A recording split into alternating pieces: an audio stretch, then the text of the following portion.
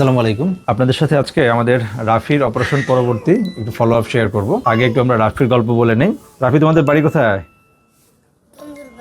কেন্দুরবাগ। কেন্দুরবাগ, নোয়াখালী।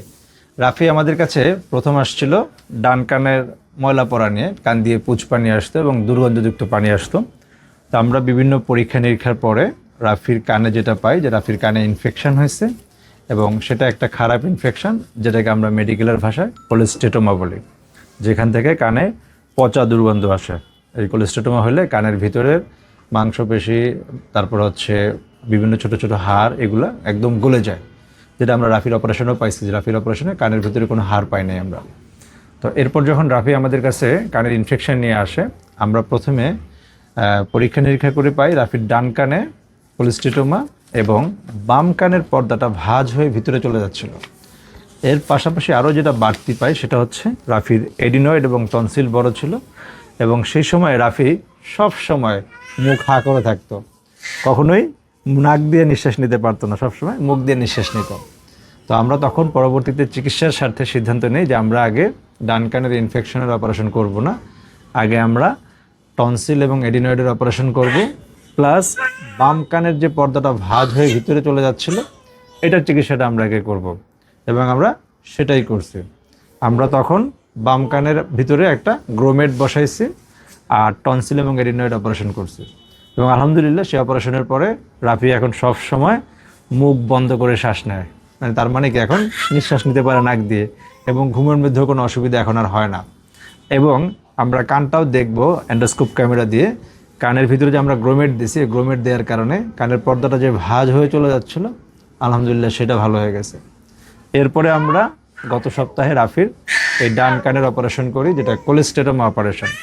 এই কোলেস্টেটোমা অপারেশনে আমাদের প্রায় 2.5 থেকে 3 ঘন্টা লাগছে। আমরা রাফির কানের ভিতরে যে ছোট ছোট 3টা হাড় থাকে, একটা হাড়ও আমরা পাই নাই। 3টা হাড়ই এই কোলেস্টেটোমায় খেয়ে ফেলছে, অর্থাৎ নষ্ট করে ফেলছে। এর পাশাপাশি আমাদের এই কানের মধ্যে খুব গুরুত্বপূর্ণ একটা নার্ভ থাকে, যেটার নাম হচ্ছে ফেসিয়াল নার্ভ, যেটার মাধ্যমে আমরা আমাদের যে চেহারার যে এক্সপ্রেশন বা অভিব্যক্তি ফুটায় তুলি, হাসি, কাঁদি, চোখ বন্ধ করি, কথা বলি, সুন্দর দেখা যায় আমাদেরকে। এই ফেসিয়াল নার্ভটাও রাফির, এটার উপরে যেটা কভার থাকে, হাড়ের একটা কভারিং থাকে, সেটা পর্যন্ত ক্ষয় হয়ে গেছে, অর্থাৎ ওর কানের ভিতরে ফেসিয়াল নার্ভটা এক্সপোজ ছিল।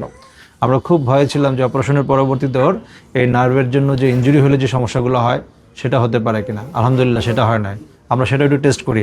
রাফি, চোখ বন্ধ করো তো, একটু এদিকে একটু ঘুরে দেখো, জোরে চোখ বন্ধ করো, গাল ফুলাও, শক্ত করে গাল ফুলাও, গাল ফুলাও, এবার চোখ খোলো, চোখ খোলো, হ্যাঁ গাল ফুলাও, গুড। দাঁত দেখাও, ই করো, হ্যাঁ গুড, ঠিক আছে। আচ্ছা, এখন অপারেশনের পরে 2 কানে ভালো শুনতে পাও? আগের চেয়ে ভালো শুনতে পাও? গুড, কারণ আরও ভালো শুনবা, কারণ এখন তো কানের মধ্যে তোমার প্যাক দেয়া আছে, এই প্যাকটা আমরা 2 সপ্তাহ পরে খুলবো, তখন আরও ভালো শুনবা, ঠিক আছে? আচ্ছা, আর এমনিতে এখন কোনো অসুবিধা আছে তোমার, খারাপ লাগা বা মাথা ঘোরানো? আলহামদুলিল্লাহ। তাহলে আমরা রাফির অপারেশন আল্লাহর রহমতে সাকসেসফুল হয়েছে। এখন এই অপারেশনের পরবর্তী বেশ কিছু ফলো আপ আছে। এই ফলো আপটা হচ্ছে আপনার প্রথম 3 মাসে একবার করে আসতে হবে, এরপরে প্রতি বছরে একবার করে এসে আমাদেরকে কান দেখাতে হবে।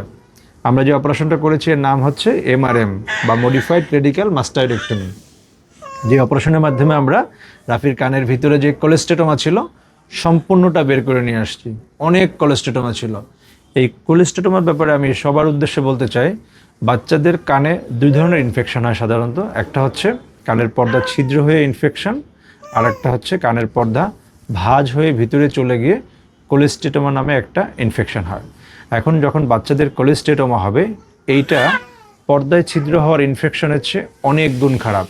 এর কারণ হচ্ছে কানের পর্দার ইনফেকশনে সাধারণত হাড়ের ক্ষয়ক্ষতি হয় না, কিন্তু বাচ্চাদের ক্ষেত্রে যখন কোলেস্টেটোমা হয় তখন এই কোলেস্টেটোমা বাচ্চাদের হাড় যেহেতু নরম থাকে, খুব দ্রুত কানের আশেপাশের হাড়গুলো এবং কানের ভিতরে যে ছোট ছোট 3টা হাড় থাকে সেগুলোকে ক্ষয় করে ফেলে। রাফির আমরা 3টা হাড়ের, যেটা ম্যালিয়াস, ইনকাস, স্টেপিস, একটাও পাইনি, সবগুলো ক্ষয় হয়ে গিয়েছিল। শুধুমাত্র স্টেপিস ফুট প্লেট ছিল, যেখানে আমরা একটা কার্টিলেজ দিয়ে তারপরে কানের পর্দা নতুন করে দিয়ে আসছি, যে কারণে সে আলহামদুলিল্লাহ এখন ভালো শুনতেছে। অপারেশনের পর থেকে ভালো শুনো না এখন? আচ্ছা, আলহামদুলিল্লাহ। তাহলে সবার উদ্দেশ্যে বলবো, যদি কোনো বাচ্চাদের কান থেকে দুর্গন্ধযুক্ত পুঁজ আসে, অবশ্যই অবশ্যই দেরি না করে আপনার নিকটস্থ নাক কান গলা বিশেষজ্ঞের চিকিৎসা নেবেন, পরামর্শ নেবেন, এবং যদি সার্জন মনে করে যে অপারেশন প্রয়োজন, তখন যত দ্রুত সম্ভব অপারেশন করে ফেলতে হবে। আলহামদুলিল্লাহ আমাদের রাফির আমরা কানের সমস্যা নিয়ে আসছে, কিন্তু আমরা সেটা সমাধান করতে গিয়ে 3টা অপারেশন করেছি। টনসিল অপারেশন করেছি, এডিনয়েড অপারেশন করেছি, বাম কানে আমরা গ্রোমেট দিয়েছি, আলহামদুলিল্লাহ সেটা সমাধান হয়ে গেছে। এখন আমরা ডান কানের কোলেস্টেটোমার জন্য MRM অপারেশন করে দিয়েছি।